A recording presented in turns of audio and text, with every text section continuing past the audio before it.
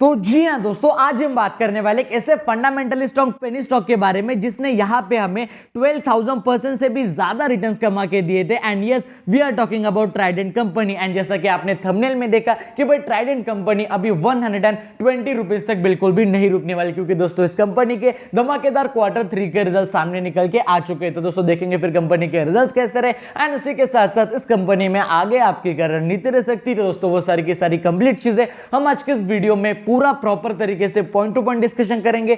लेकिन make sure आपने stock market champions channel को सब्सक्राइब करना बिल्कुल भी नहीं भूलना चाहिए।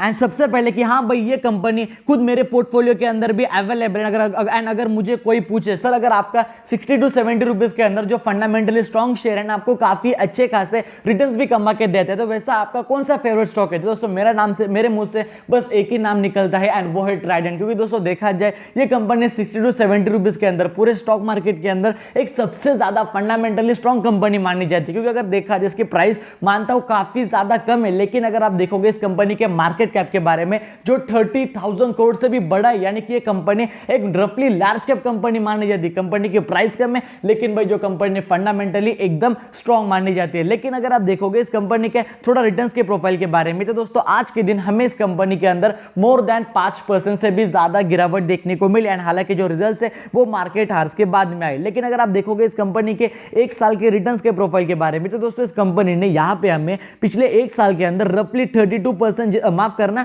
326% जितने रिटर्न्स कमा के दिए। एंड अगर आप देखोगे इस कंपनी के पिछले 5 सालों के रिटर्न्स के बारे में, तो दोस्तों इस कंपनी ने यहां पे हमें पिछले 5 साल के अंदर मोर देन 900% से भी ज्यादा रिटर्न्स। एंड अगर आप देखोगे इस कंपनी के मैक्सिमम रिटर्न्स के बारे में, दोस्तों इस कंपनी ने यहां पे हमें 20 साल के अंदर मोर देन 12,000% से भी ज्यादा रिटर्न्स कमा के दिए थे, जो भाई अपने आप में ही एक काफी ज्यादा बढ़िया रिटर्न्स माने जाते हैं। लेकिन अभी अगर देखा जाए इस कंपनी के टोटल Q3 के रिजल्ट्स के बारे में, लेकिन उससे पहले मैं आपको बताना चाहूंगा कि भाई जो इसकी क्लियरिटी है वो जो मतलब कंपनी ने Q3 के रिजल्ट पोस्ट किया वो इतनी ज्यादा बढ़िया नहीं है, इसलिए आप मेरे आवाज पे ज्यादा फोकस रखना है। प्लीज वीडियो को आपने ध्यान से जरूर सुनना चाहिए। तो दोस्तों अगर आप देखोगे सबसे पहले आपको मैं बताना चाहूंगा कि सारे के सारे जो रुपीज रहेंगे वो रुपीज इन मिलियंस में रहने वाले। यहाँ पे मैंने जो टिक मार्क किया ये कंपनी के Q3 के रिजल्ट 2020 के यानी कि पिछले साल के, यानी यहाँ पे मैंने जो डबल टिक मार्क किया ये कंपनी के Q3 के रिजल्ट 2021 के यानी कि अब के। तो हम इस कंपनी को ईयर ऑन ईयर बेसिस भी कंपेयर करेंगे एंड साथ ही साथ हम इसको क्वार्टर ऑन क्वार्टर बेसिस भी कंपेयर करने वाले हैं।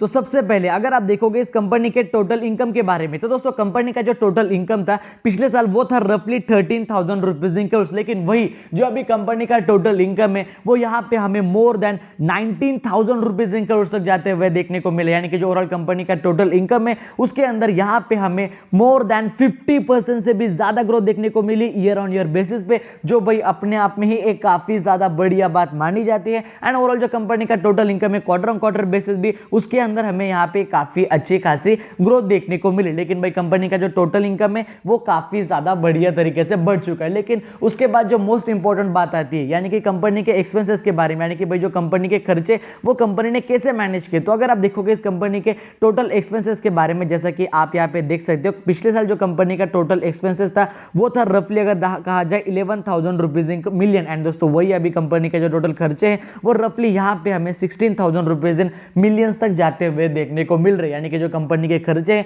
उसके अंदर भी यहाँ पे हमें काफी अच्छी खासी ग्रोथ देखने को मिली। तो क्या आपने यहाँ पे डरना चाहिए? बिल्कुल भी नहीं, क्योंकि अगर ओवरऑल जो कंपनी का बिजनेस है वो अगर ग्रो करेगा तो कंपनी के जो खर्चे होते हैं वो भी ऑटोमेटिकली ग्रो होने वाले। तो यहाँ पे ऐसा पैनिक करने की कोई भी आवश्यकता नहीं है। लेकिन जो मेन बात आती है यानी कि कंपनी के टोटल नेट प्रॉफिट के बारे में, अगर कहा जाए कंपनी का प्रॉफिट बिफोर जो कंपनी का एक्सेप्शनल आइटम एंड जो टैक्स होता है, अगर आप देखोगे तो यहाँ पे पिछले साल जो कंपनी का नेट प्रॉफिट था वो था दोस्तों रफली 1400 रुपीज इन करोड़। एंड वही अभी जो कंपनी का टोटल इनकम है यानी कि माफ करना वही जो अभी कंपनी का नेट प्रॉफिट है वो यहाँ पे हमें रफली 3,000 रुपीज इन करोड़ तक जाते हुए देखने को मिले। यानी कि कंपनी का जो नेट प्रॉफिट है वो पिछले एक साल के अंदर यहाँ पे हमें मोर देन 2 गुना से भी ज्यादा होते हुए देखने को मिल रहा है। अगर देखा जाए क्वार्टर ऑन क्वार्टर बेसिस जो कंपनी का नेट प्रॉफिट है उसके अंदर हमें एज सच इतनी ज्यादा ग्रोथ देखने को नहीं मिली।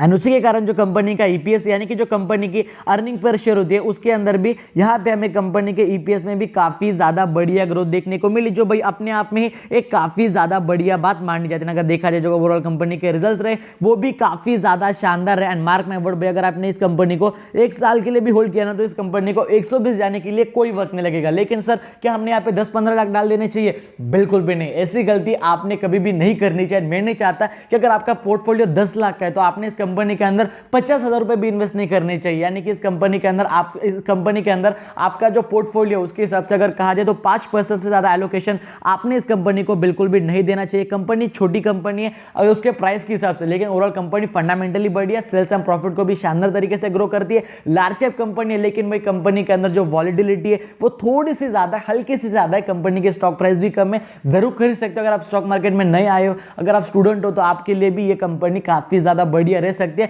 लेकिन ये नहीं कि पूरे के पूरे पैसे आपने इसी कंपनी में लगा दिए। लेकिन अगर देखा जाए कंपनी काफी ज्यादा हायर वैल्यूएशन पे चल रही थी, इसलिए मार्केट को इस कंपनी की तरफ से जो एक्सपेक्टेशंस है वो काफी ज्यादा बढ़ चुकी होगी, इसलिए कंपनी के अंदर छोटी मोटी करेक्शन आता है। अगर ये कंपनी के अंदर छोटी मोटी गिरावट होती है तो भाई मैं भी इस कंपनी के अंदर और भी ज्यादा पैसे इन्वेस्ट करने वाला। तो दोस्तों अगर आपको हमारा आज का वीडियो पसंद है, वीडियो को लाइक कर देना, चैनल को सब्सक्राइब कर देना है। उसी के साथ साथ अगर आपके पास किसी का फायदा हो रहा होगा तो मेक श्योर उन्हें वीडियो शेयर करना बिल्कुल भी मत भूलना दोस्तों। जय हिंद, धन्यवाद।